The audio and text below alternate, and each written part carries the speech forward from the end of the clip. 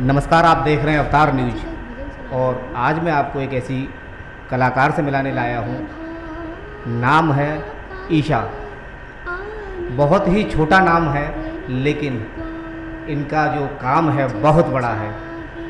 कहा जाता है इनको अलीगढ़ की बहुत ही शानदार सिंगर इनको कहा जाता है, क्योंकि इन्होंने अलीगढ़ में काफ़ी प्रोग्राम किए हैं और अलीगढ़ से बाहर भी ये काफ़ी स्टेज प्रोग्राम कर चुकी हैं। जहाँ जहाँ ये जाती हैं लोग वहाँ इनका गाना सुनने के लिए खड़े हो जाते हैं और वंस मोर की आवाज़ हर स्टेज से सुनाई देने लगती है। तो सबसे पहले तो मैं पूछना चाहूँगा ईशा से कि ये शुरुआत आपने कहाँ से की थी और केवल सिंगिंग को ही क्यों चुना?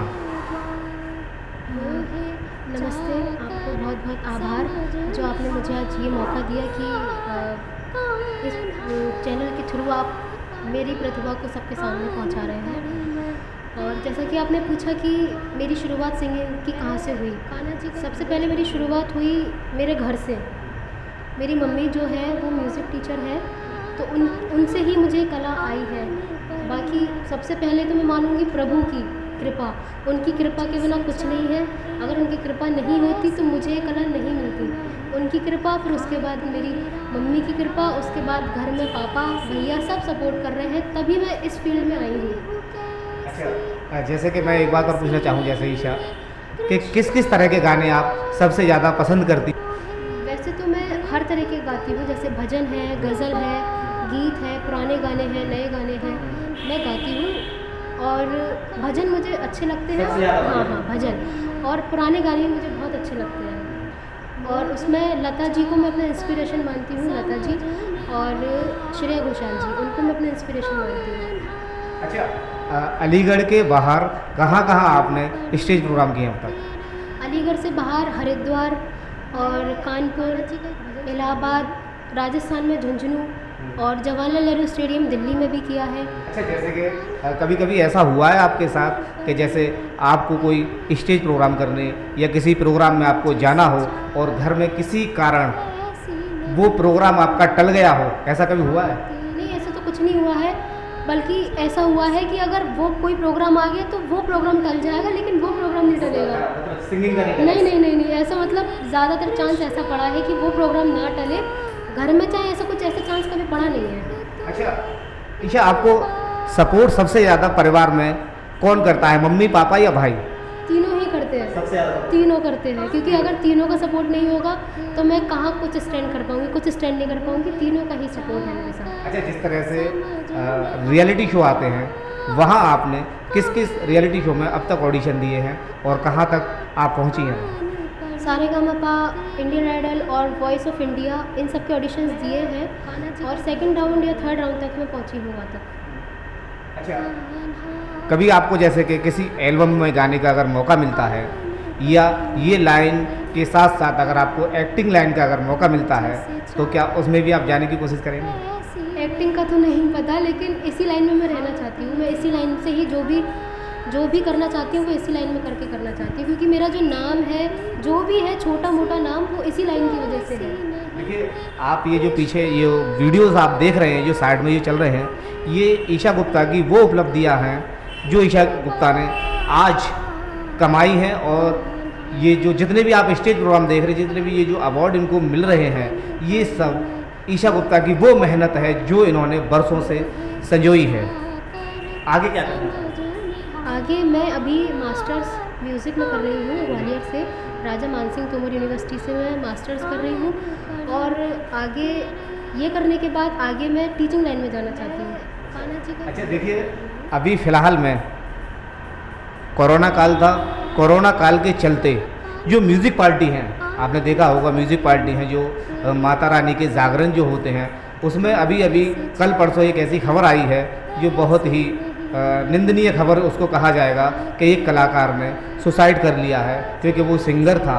कहा यह भी जा रहा है कि कोरोना के चलते ये शादी जो पार्टी हैं, जो जागरण हैं, ये पूरी तरह से बंद हो चुके थे। उसके कारण उसने जब एक सब्जी की ढकेल खोली तो वो भी उसकी नहीं चली और उस वजह से उसने आत्महत्या कर ली। इस तरह की मामला सामने आया, उस पर क्या कहना चाहिए? मैं यही कहना चाहूँगी, मैं अपील करना चाहूँगी सभी से कि ज़िंदगी बहुत ज़्यादा अनमोल है और उसको डर कर परेशानियों से डर कर ऐसे नहीं करना चाहिए। सुसाइड के अलावा भी हमारे पास और सारे ऑप्शंस होते हैं कि हम कुछ अपने उसको लड़कर उससे जूझ कर कुछ भी करें, लेकिन हमको सुसाइड नहीं करना है, क्योंकि सुसाइड करेंगे तो ज़िंदगी ख़त्म, ज़िंदगी है ही नहीं हमारे पास। यानी कि आपका सीधा सीधा अगर मानना ये है कि अगर कोई सुसाइड करता है तो इसका मतलब ये है कि वो अपनी ज़िंदगी से हार गया है, उसको लड़ना नहीं आता है। सीधा सीधा बात है, क्योंकि चुनौतियों से वही लोग लड़ते हैं जो ज़िंदगी को साथ लेकर चलते हैं। अच्छा, अब आगे आपकी किस तरह की प्लानिंग है? आगे मेरी ये प्लानिंग है कि मैं पहले अभी मास्टर्स कर रही हूँ, उसके बाद पीएचडी करने के बाद प्रोफेसर लाइन में जाने का मेरा है मन, लेकिन अब प्रभु क्या चाह रहा है ये तो वही जाने। मैं मेहनत कर रही हूँ जितना भी कर सकती हूँ, बाकी प्रभु की इच्छा है और बाकी किस्मत जहाँ ले जाए। अगला प्रोग्राम हरिद्वार में है, हरिद्वार में जाना है जन्माष्टमी के उपलक्ष्य में। तो जैसे ही जन्माष्टमी है उसके बाद शायद 15 अगस्त को भी है प्रोग्राम, हरिद्वार में ही है, 15 अगस्त को प्रोग्राम है। अरे देखिए, ईशा गुप्ता की खास बात यह है कि सबसे ज़्यादा ईशा गुप्ता जो है धार्मिक और सांस्कृतिक कार्यक्रमों में सबसे ज़्यादा इनकी रुचि रहती है। कहा जाता है कि इनको सबसे ज़्यादा भजन पसंद है, क्योंकि हमने भी ज़्यादातर इनको उन प्रोग्रामों में देखा है जहाँ धार्मिक और सांस्कृतिक से जुड़े हुए प्रोग्राम होते हैं। और मैं आपको ये जो फ़ोटोज़ और वीडियोज़ जो देख रहे हैं, ये वही ईशा गुप्ता है जो एक अपनी आवाज़ से लोगों को मन मुग्ध कर रही हैं। और मैं ईशा गुप्ता से चाहूँगा कि आप इस समय एक ऐसा गाना सुनाएं जिससे कि दर्शक आपकी आवाज़ सुने और कहें कि हाँ, ये आवाज़ हमें दोबारा सुननी चाहिए। मैं कान्हा जी का एक भजन सुना रही हूँ। कान्हा कान्हा आन पड़ी मैं तेरे द्वार, तू जिसे चाहे ऐसी नहीं मैं, हाँ तेरी राधा जैसी नहीं मैं, फिर भी हूँ कैसी कैसी नहीं मैं, कृष्णा मोहे देख तो ले एक बार, कान्हा कान्हा आन पड़ी मैं तेरे द्वार, मोहे चाकर समझ निहार, कान्हा कान्हा आन पड़ी मैं तेरे द्वार।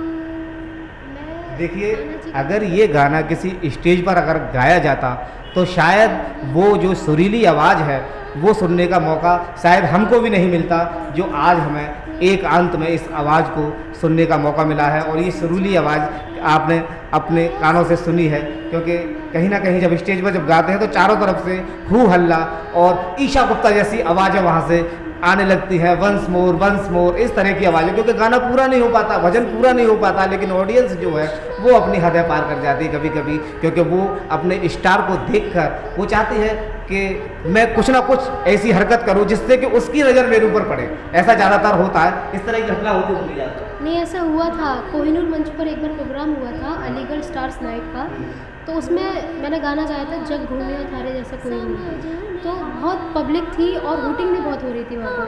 तो जैसा आपने कहा तो वो मुझे देखने को मिला वहाँ पर। जैसे कि कहा जाता है कि जब कोई स्टार उनका चहेता स्टार होता है और किसी बड़े मंच पर कहीं भी कोई प्रोग्राम कर रहा होता है, उस पर जो ऑडियंस होती है वो ऐसी ऐसी हरकतें करेगी कि जो कलाकार है, जो आर्टिस्ट है, उसको देखने पर मजबूर हो जाता है। कभी कुर्सी उछालना, कभी ताली बजाना और कभी अलग अलग तरह की अटखेलियाँ करना, इस तरह की घटनाएं हमारे अलीगढ़ शहर में भी होती है और ज़्यादातर होती रहती हैं। और एक बात, जैसे AMU में है, अलीगढ़ मुस्लिम यूनिवर्सिटी में कैनेडी हॉल, वहाँ पर भी बहुत ज़्यादा हूटिंग होती है। अगर कोई सिंगर स्टेज पर आया तो वो पहले गाएगा, बाद में पहले हूटिंग पहले सुनेगा वहाँ पर।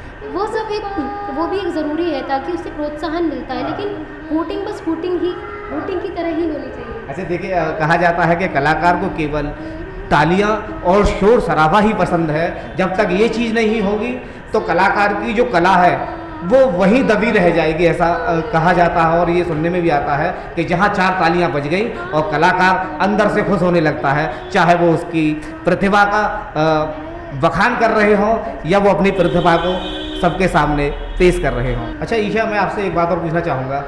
जाहिर सी बात है, जब आप कोई कला को सीखते हैं, चाहे वो एक्टिंग से ही, चाहे वो सिंगिंग से ही या मॉडलिंग से, किसी भी लाइन से जुड़ा हुआ जो भी कलाकार है वो कहीं ना कहीं किसी से सीखता है। तो आपका अलीगढ़ में इस समय गुरु कौन है और किसने आपको इस कला को बड़ी बखूबी से दिया है? सबसे पहले मैं तानसेन महाविद्यालय है यहाँ अलीगढ़ में, उनके बड़े गुरुजी हैं, वहाँ से मैं सबसे पहले मैंने वहाँ से सीखना शुरू किया।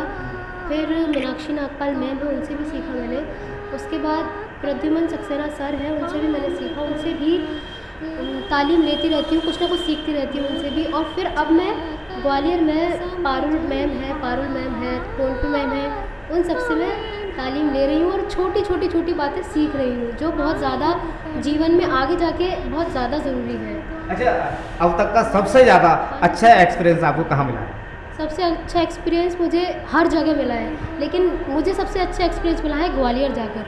वहाँ क्योंकि ग्वालियर एक घराना है संगीत में, और वहाँ जाकर मुझे बहुत कुछ पता चला, नई चीज़ें, छोटी बारीकियाँ। क्योंकि वहाँ के जो गुरुएँ हैं वो बहुत अच्छा अपने शिष्यों को एकदम मांझते यहाँ पर भी हैं, लेकिन जब आप किसी घराने में सीखने जाते हैं तो वहाँ एकदम वास्ट है मामला। अच्छा, अंत में क्या कहना चाहोगे आप अपने दर्शकों को? अंत में मैं ये कहना चाहूँगी कि जिसके अंदर जो भी प्रतिभा है उसको अंदर नहीं छुपाना चाहिए। जो भी प्रतिभा है उसको बाहर निकाल कर उसको इतना अच्छा मांझना चाहिए ताकि जो भी प्रतिभा बच्चे के अंदर छुपी है वो छुपी ना रह जाए, सामने आए निकल कर। जब तक आप सामने नहीं आएंगे, जब तक कैसे पता चलेगा दुनिया को कि आपके अंदर वो प्रतिभा है? क्या करेंगे? हाँ बिल्कुल। अभी 15 अगस्त आ रहा है, आप कोई भी अपना 30 सेकंड का एक तिरंगे के साथ वीडियो बनाकर हमें शेयर करें। मेरा ये जो नंबर आप देख रहे हैं स्क्रीन पर, इस नंबर पर आप मुझे व्हाट्सएप पर वो वीडियो भेज सकते हैं। वो वीडियो आपका हमारे चैनल पर 15 अगस्त तक लगातार दिखाया जाएगा। बने रहिए हमारे साथ। मैं हैप्पी राजा, अवतार न्यूज।